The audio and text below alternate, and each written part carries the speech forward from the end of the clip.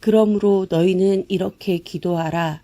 하늘에 계신 우리 아버지여, 이름이 거룩히 여김을 받으시오며 나라가 임하시오며 뜻이 하늘에서 이루어진 것 같이 땅에서도 이루어지이다.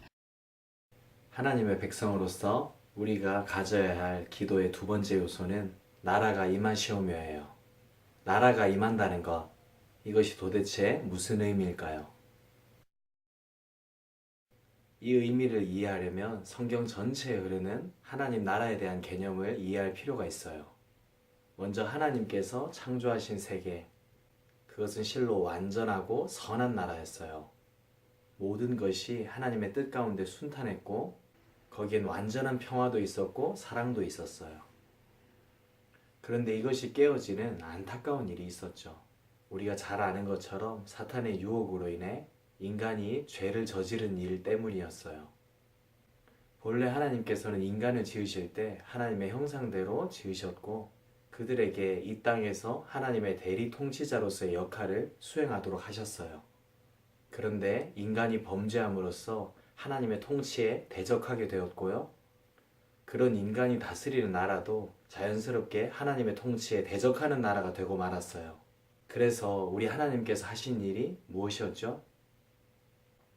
바로 예수님을 이 땅에 보내셔서 하나님 나라를 회복하시는 것이었어요. 즉 다시금 하나님의 통치와 다스림에 드는 하나님의 나라를 위해서 이 땅에 오신 것이었어요. 그래서 예수님께서 처음에 이 땅에서 사역을 하실 때 이런 말씀을 하셨었어요. 이때부터 예수께서 비로소 전파하여 이르시되 회개하라 천국이 가까이 왔느니라 하시더라. 그런데 한 가지 안타까운 문제가 있었어요. 바로 당시의 유대인들은 하나님 나라에 대한 개념과 이해가 달랐다는 거예요. 당시 로마의 지배를 받고 있었던 상황에서 유대인들은 빨리 하나님의 나라가 세워지기를 간절히 바랬었어요.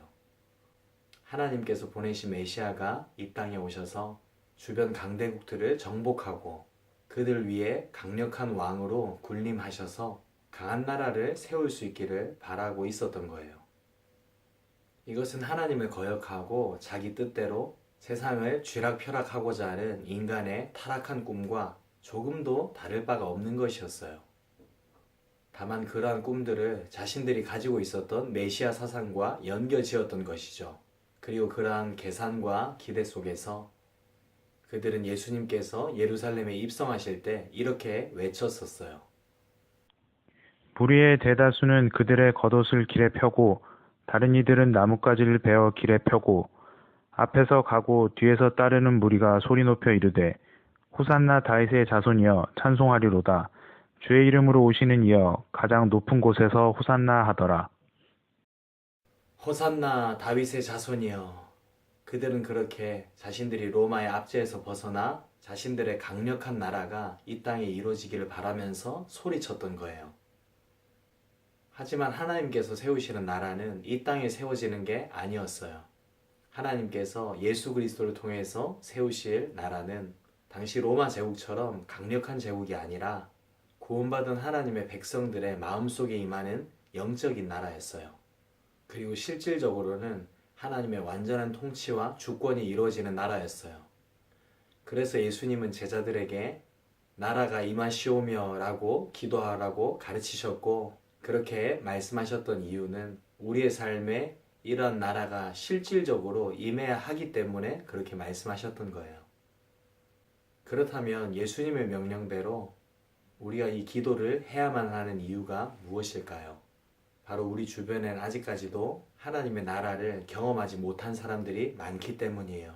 우리들의 가정에, 학교와 학원에 우리를 자유롭게 하시는 예수님의 은혜가 없어서 죽어가는 영혼들이 참 많기 때문이에요. 그래서 우리가 기도해야만 하는 거예요. 엄마도 아빠도 친척들도 그리고 나의 소중한 친구들도 예수님을 믿고 그들의 마음에 하나님의 다스림이 이루어지는 하나님의 나라,